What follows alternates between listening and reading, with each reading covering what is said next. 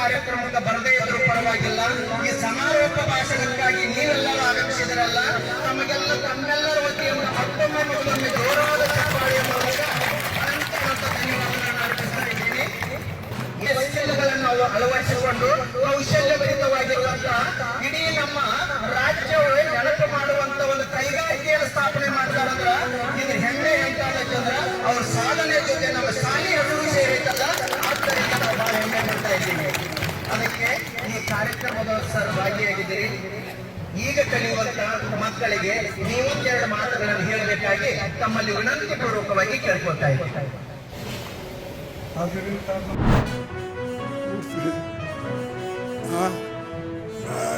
ಇದು ಏನಪ್ಪ, 1 ವರ್ಷ ನಾವು ದುಡ್ದೇವೆ, 5 ವರ್ಷ ದುಡ್ದೇವೆ, 4 ತಿಂಗಳದಾಗ ಬಂದು ಮನುಷ್ಯನಿಗೆ ಸಿಕ್ತಲ್ಲ ಅಂತ ಅನಿಸ್ತು.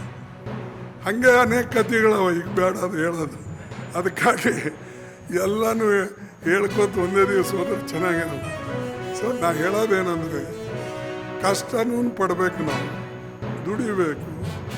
ಬಟ್ ನಮ್ಮ ಯಾವುದೇ ಒಂದು ಮನಸ್ಸಿನಲ್ಲಿ ಒಂದು ದುರಾಶೆ ಇಟ್ಕೊಂಡು ನಾವು ನಡಿಬಾರ್ದು.